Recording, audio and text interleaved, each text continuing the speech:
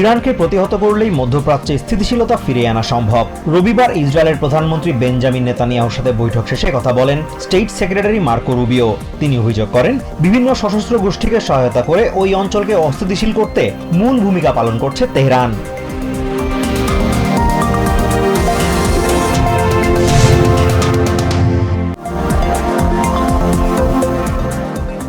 ইসরায়েলের প্রধানমন্ত্রী Benjamin Netanyahu বলেছেন, ইরানকে কোনোভাবেই পরমাণু অস্ত্রের মালিক হতে দেয়া যাবে না।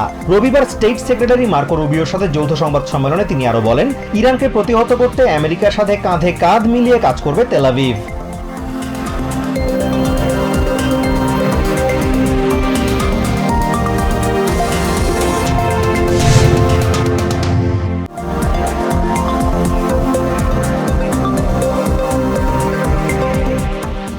ভারত ও বাংলাদেশ সহ বিশ্বের বিভিন্ন দেশে বেশ কিছু প্রকল্পে অর্থায়ন বন্ধের ঘোষণা দিয়েছে department of government efficiency dose. শনিবার সামাজিক মাধ্যম এক্সে এক পোস্টে ডোজ জানায়, আমেরিকার করদাতাদের অর্থ এসব প্রকল্পে ব্যয় করার কথা থাকলেও তা বাতিল করা হয়েছে।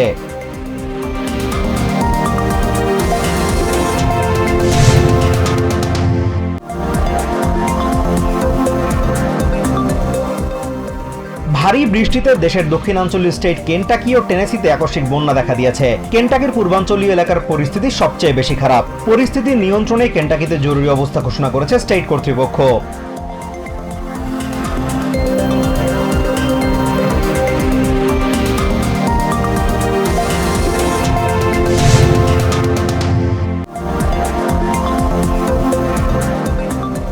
ইউক্রেনের গুরুত্বপূর্ণ এবং বিরল খনিজ সম্পদের অর্ধেক মালিকানা আমেরিকাকে হস্তান্তর করার যে প্রস্তাব ট্রেজারি সেক্রেটারি স্কট বেসেন্ট দিয়েছিলেন তা খারিজ করে দিয়েছেন প্রেসিডেন্ট ভলোদিমির জেলেনস্কি। এক সংবাদ সম্মেলনে জেলেনস্কি বলেন, ট্রাম্প প্রশাসনের ওই প্রস্তাব কোনোভাবেই ইউক্রেনের স্বার্থ রক্ষা করে না।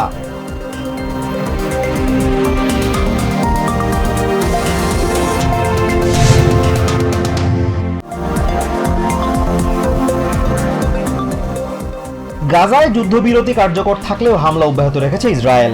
রবিবার গাজার রাফায় ত্রাণ সহায়তায় ব্যবহৃত একটি পুলিশ ভ্যান লক্ষ্য করে হামলা চালিয়েছে আইডিএফ। এতে 3 পুলিশ সদস্য নিহত হয়েছে বলে জানিয়েছে গাজার স্বরাষ্ট্র মন্ত্রণালয়। এ হামলার তীব্র নিন্দা জানিয়েছে হামাস।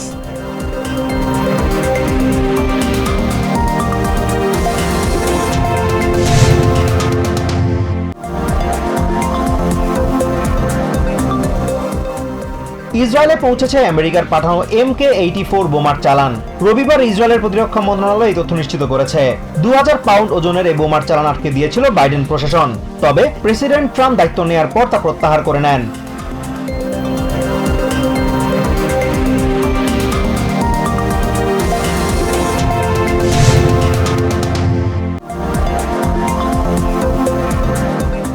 প্রধান উপদেষ্টা ডক্টর মোহাম্মদ ইউনূস বলেছেন, দেশের আইন শৃঙ্খলা পরিস্থিতি নিয়ন্ত্রণের উপরে নির্ভর করছে অন্তর্বর্তী সরকারের সাফল্য ও ব্যর্থতা। রবিবার জেলা ডিসি সম্মেলনের উদ্বোধনী অনুষ্ঠানে সরকারি সেবায় হয়রানি কমাতে জেলা প্রশাসকদের নির্দেশনা দেন প্রধান উপদেষ্টা।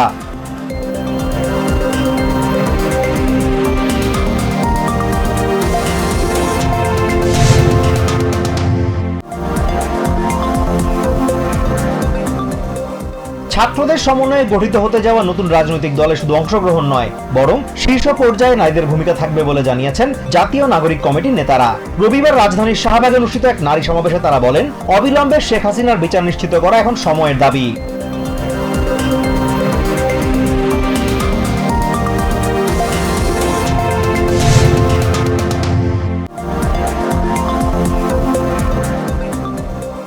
হারারেতে সিরিজের দ্বিতীয় ওয়ানডেতে স্বাগতিক জিম্বাবুয়েকে 6 উইকেটে হারিয়েছে সফরকারী আয়ারল্যান্ড। প্রথমে ব্যাট করে 49 ওভারে সবকটি উইকেট হারিয়ে 245 রান তোলে স্বাগতিকরা।